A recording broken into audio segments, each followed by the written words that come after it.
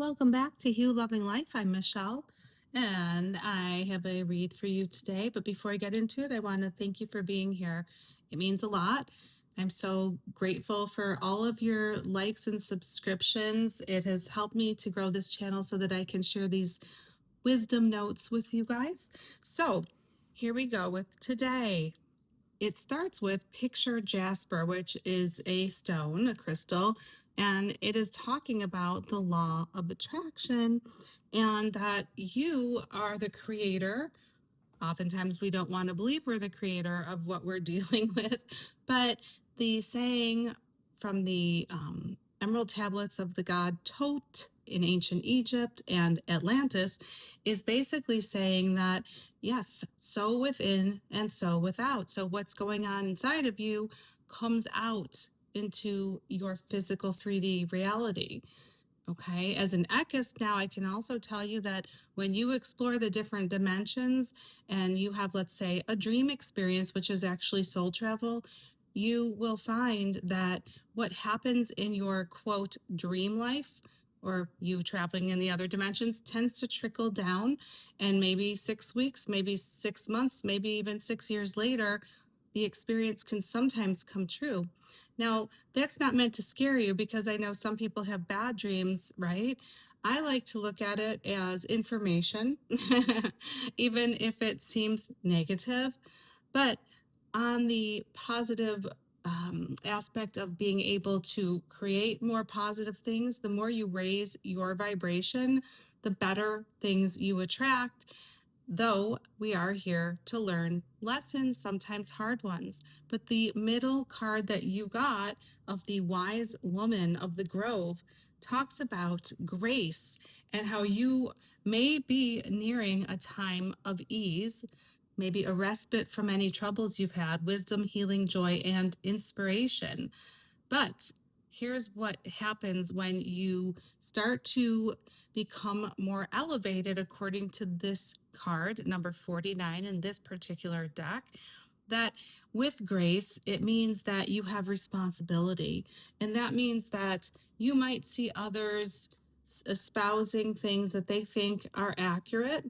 And for them, they might be right in the dimensional plateau that they're on, but you don't need to tell them that it's not actually true, you see? So when you have more wisdom, sometimes you just need to let people believe and say what they have to say without correcting them.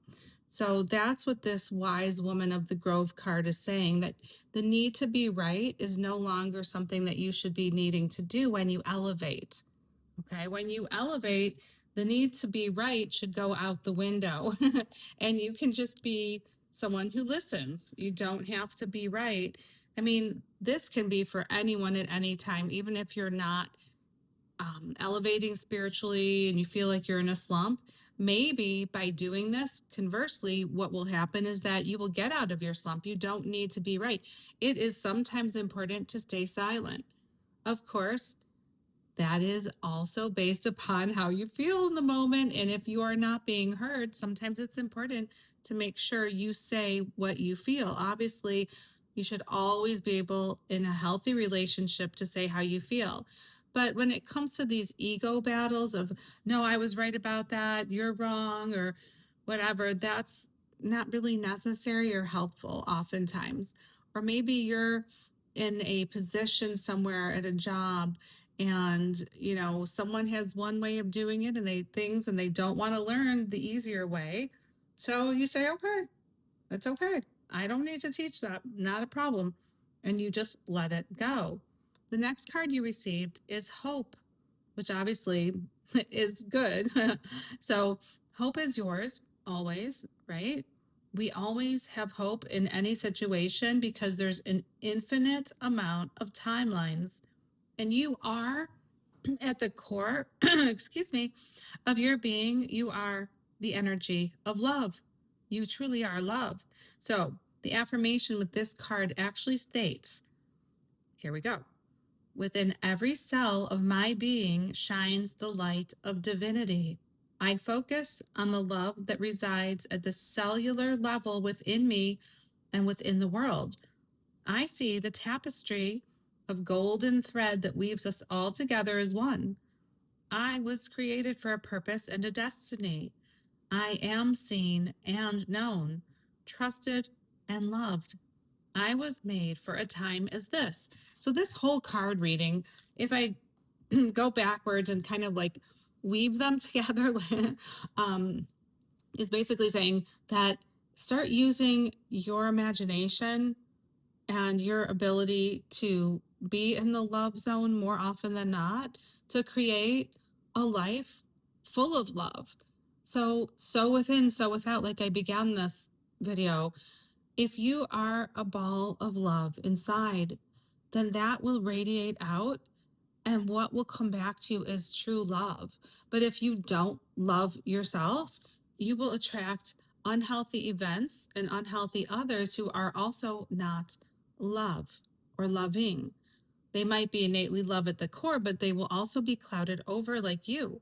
So, truly, the best thing you can do is constantly work on yourself to mitigate bad experiences that have happened to you, to meditate, to get quiet, to know what your emotional landscape looks like, to actually look at it. How many people avoid by, I don't know, watching TV, scrolling on their phone, drinking alcohol, or eating, or shopping, doing something to excess, just or sex, to avoid what's really needing to be looked at. The bottom line is once you look at this stuff and you start working it out, then you like empty yourself in your vessel of the darkness. And then you have more light to shine. And you don't need to be right. You just go through life with grace. All right.